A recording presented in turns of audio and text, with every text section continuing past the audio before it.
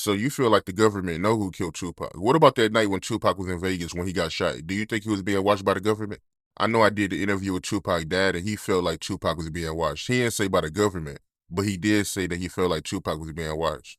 I won't, I seen a video with his pop. The old school Black Panthers. They kind of like think everybody watching them. You know what I mean? But I don't think I don't think it was I don't think the government had anything to do with it. I don't think personally. I think it really happened. Pac got into it with a dude from that retaliated. As you know, unfortunately that's the culture in our communities. Unfortunately, you know what I mean. That we look at it like we can't just take a whooping. You know what I mean? Like you can't just take a loss.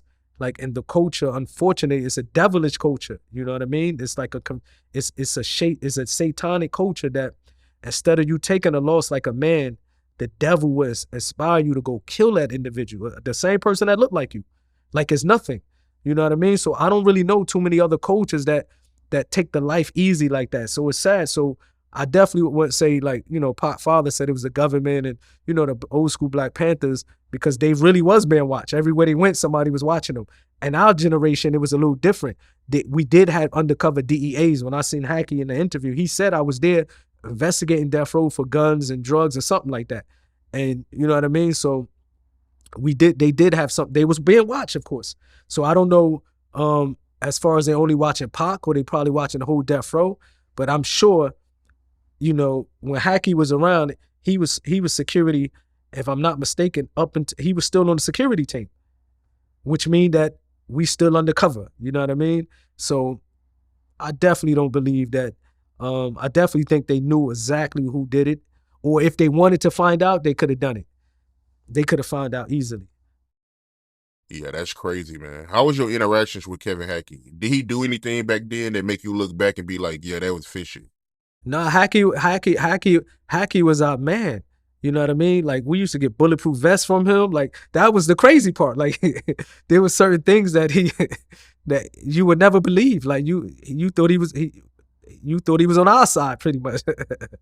You know what I mean? But I do remember one crazy thing. Like we was joking us and the Outlaws with him one day, and I remember vividly.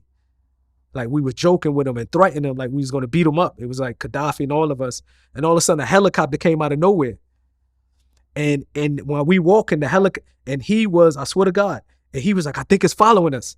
And while he ran with us into the apartment, and the helicopter was hovering over our apartment for a while, then it left. So when I realized when he said he was undercover, I guess when we was threatening him that day, they might have really thought if he had a wire or whatever and they listening, they might have really thought we was gonna do something to him. And he playing it off with us, like, oh my God, they following us. When and all the time he knew it was because of him. So these are the things that, they definitely is being watched.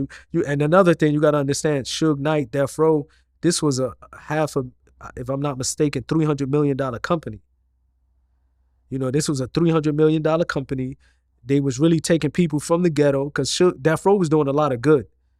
We can't just say, you know what I mean? They was breaking history and making history with putting these albums out.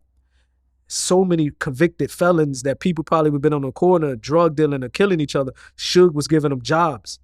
Sometimes Reggie was giving other people jobs, like security people was like what can we say? They pretty much was helping the community. Imagine so many people that was on the payroll. So that's a threat. That's a threat to the people who can't really control that type of people. Because America's system, especially Hollywood, if you're making a certain amount of money and you can't be controlled, you're a threat. And Death Row couldn't be controlled, so they definitely had eyes on them.